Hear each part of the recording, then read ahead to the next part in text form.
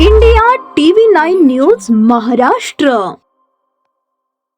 संसदेच्या पावसाळी अधिवेशनाच्या तिसऱ्या दिवशी संसदीय गटनेते खासदार डॉक्टर श्रीकांत शिंदे यांच्या नेतृत्वाखाली खासदार नरेश म्हस्के आणि एनडीएच्या सर्व खासदारांनी संसद परिसरात जोरदार आंदोलन केले.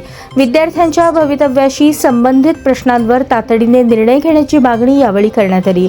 विद्यार्थ्यांचे हित सर्वोच्च असून त्यांच्या भविष्याशी कोणतीही तडजोड केली जाणार नाही असा निर्धार एनडीएच्या खासदारांनी व्यक्त केला.